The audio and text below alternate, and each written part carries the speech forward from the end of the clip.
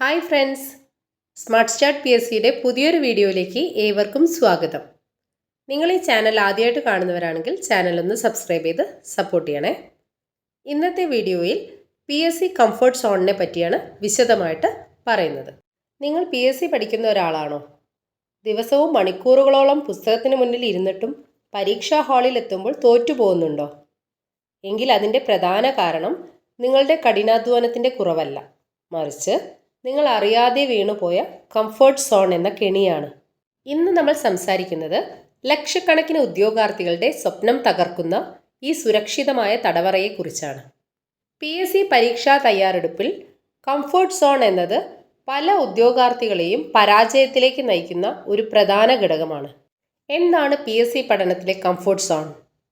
നമുക്ക് അറിയാവുന്ന കാര്യങ്ങൾ മാത്രം വീണ്ടും വീണ്ടും പഠിച്ച് ഞാൻ പഠിക്കുന്നുണ്ട് എന്ന് സ്വയം വിശ്വസിപ്പിക്കുന്ന അവസ്ഥ.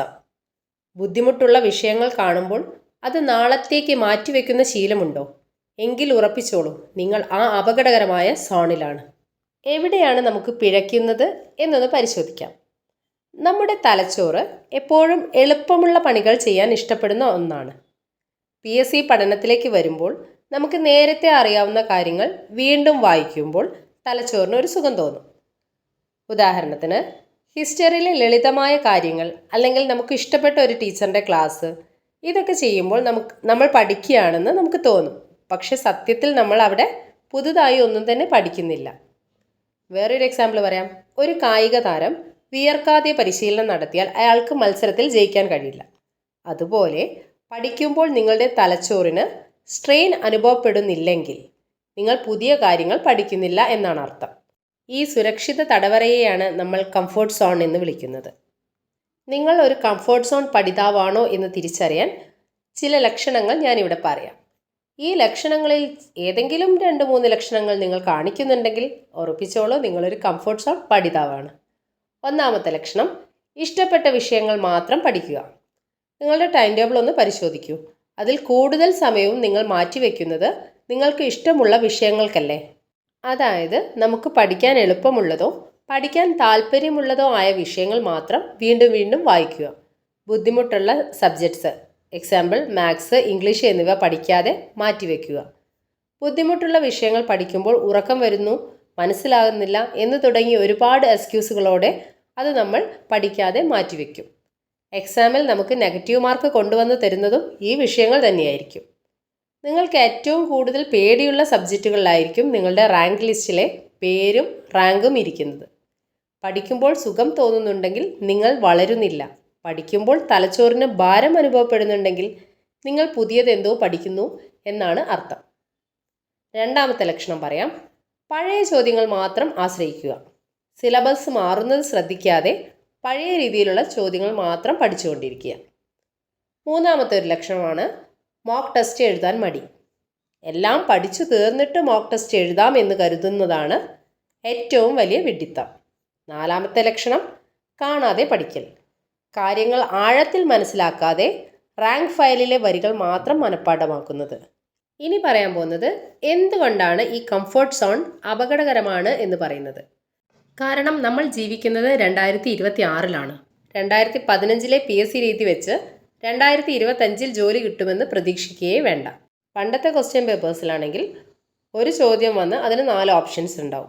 അതിൽ നേരിട്ടുള്ള ഒരു ഉത്തരവും ഉണ്ടാവും. എന്നാൽ ഇന്ന് അങ്ങനെയല്ല. ഇന്ന് പി എസ് സി പരീക്ഷകൾ എന്നത് നിങ്ങളുടെ അറിവിനേക്കാൾ ഉപരി നിങ്ങളുടെ ക്ഷമയും ചിന്താശേഷിയും അളക്കുന്ന ഒന്നായി മാറിക്കഴിഞ്ഞിരിക്കുന്നു. എന്തുകൊണ്ടാണ് പണ്ട് പി എസ് സി പഠിച്ചവർക്ക് ജോലി കിട്ടിയതുപോലെ ഇപ്പോൾ പഠിക്കുന്നവർക്ക് പി എസ് സി പെട്ടെന്ന് ക്രാക്ക് ചെയ്യാൻ പറ്റാത്തത്? കാരണം പി എസ് സി ഒരുപാട് മാറിയിരിക്കുന്നു. സ്റ്റേറ്റ്മെൻറ്റ് ടൈപ്പിലുള്ള ചോദ്യങ്ങൾ വർദ്ധിക്കുമ്പോൾ വിശദമായ പഠനമില്ലാതെ റാങ്ക് ഫയലിലെ വരികൾ മാത്രം പഠിക്കുന്നവർക്ക് പ്രസ്താവന രൂപത്തിലുള്ള ചോദ്യങ്ങൾ വന്നാൽ ഉത്തരത്തിലേക്ക് എത്താൻ ബുദ്ധിമുട്ടാകും. അതുപോലെ നെഗറ്റീവ് മാർക്കിൻ്റെ കുരുക്ക്. വ്യക്തമായ ധാരണയില്ലാതെ പഠിക്കുമ്പോൾ പരീക്ഷാ ഹാളിൽ കൺഫ്യൂഷൻസ് ഉണ്ടാവും. നെഗറ്റീവ് മാർക്ക് കൂടുകയും ചെയ്യും. വേറെയൊരു തിരിച്ചടിയാണ് പ്രായപരിധി. ഓരോ വർഷവും വെറുതെ പഠിച്ചു തീർക്കുമ്പോൾ വിലപ്പെട്ട അവസരങ്ങളാണ് നമുക്ക് നഷ്ടപ്പെടുന്നത്. ഓരോ പരീക്ഷ കഴിയുമ്പോഴും അടുത്ത തവണ ശരിയാക്കാം എന്ന് കരുതും. പ്രായം കടന്നു പോകുന്നത് അറിയുകയുമില്ല. പിന്നെ പഠിക്കുന്നവർക്കെല്ലാം 50-60 മാർക്ക് കിട്ടും. എന്നാൽ കട്ട് ഓഫ് 70 ആയിരിക്കും. ഈ 10 മാർക്കിൻ്റെ ഡിഫറൻസ്, ആ 10 മാർക്കിൻ്റെ ഗ്യാപ്പ് വരുന്നത് നിങ്ങൾ കംഫോർട്ട് സോണിൽ ഇരുന്നത് കൊണ്ട് മാത്രമാണ്. ഇത്രയും നേരം നമ്മൾ പറഞ്ഞ കംഫോർട്ട് സോണിൽ നിന്ന് നമുക്കൊന്ന് പുറത്ത് കിടക്കണ്ടേ?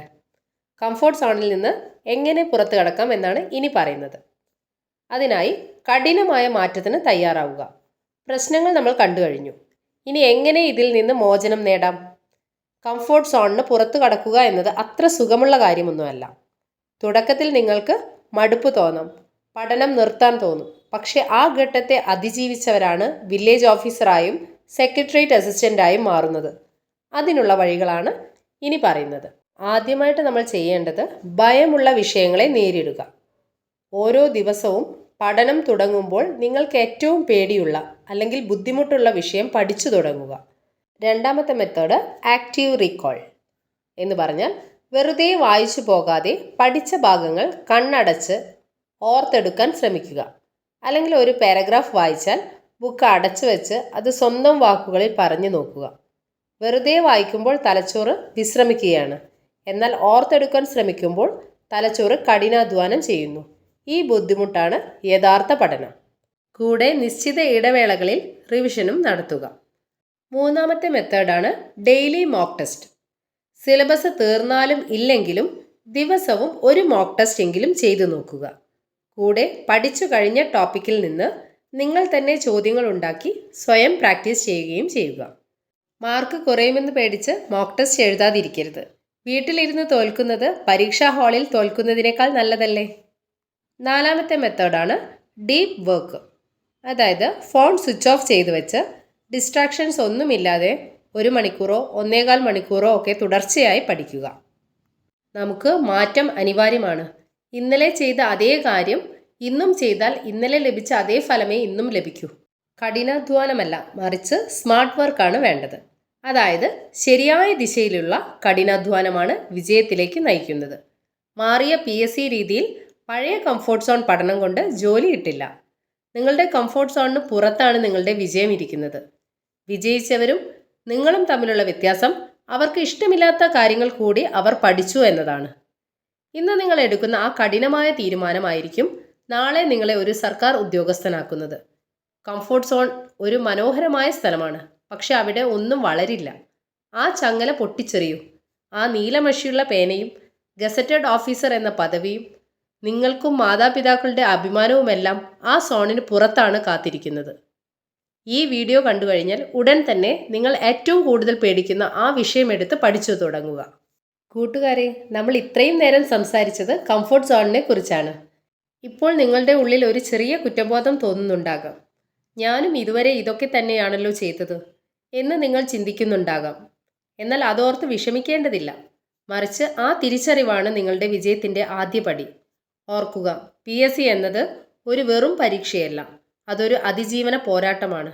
ലക്ഷക്കണക്കിന് ആളുകൾ മത്സരിക്കുമ്പോൾ എല്ലാവരും ചെയ്യുന്ന അതേ കാര്യം നിങ്ങൾ ചെയ്താൽ നിങ്ങൾക്ക് ഒരിക്കലും ലിസ്റ്റിൽ മുൻപിലെത്താൻ കഴിയില്ല. മറ്റുള്ളവർ ഉറങ്ങുമ്പോൾ പഠിക്കുന്നവനും മറ്റുള്ളവർ മടിക്കുമ്പോൾ കഠിനമായ വിഷയങ്ങൾ തിരഞ്ഞെടുത്ത് പഠിക്കുന്നവനുമാണ് നാളത്തെ വിജയി.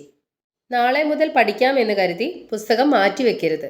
ഈ വീഡിയോ കണ്ടു കഴിയുമ്പോൾ തന്നെ നിങ്ങൾ ഇതുവരെ പഠിക്കാൻ ഏറ്റവും പഠിച്ച ആ വിഷയം എടുക്കുക.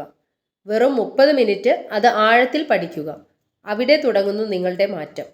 പരാജയപ്പെടാൻ ആർക്കും കഴിയും, പക്ഷേ പരാജയത്തിൽ നിന്ന് പഠിച്ച് വിജയത്തിലേക്ക് എത്താൻ കുറച്ചു പേർക്കേ കഴിയൂ. ആ കൂട്ടത്തിൽ ഒരാളാവുക നിങ്ങളും. ഇന്നു മുതൽ നിങ്ങളുടെ പഠന രീതിയിൽ നിങ്ങൾ കൊണ്ടുവരാൻ പോകുന്ന ഒരു മാറ്റം കമൻറ്റ് ചെയ്യുക. Thank you for watching.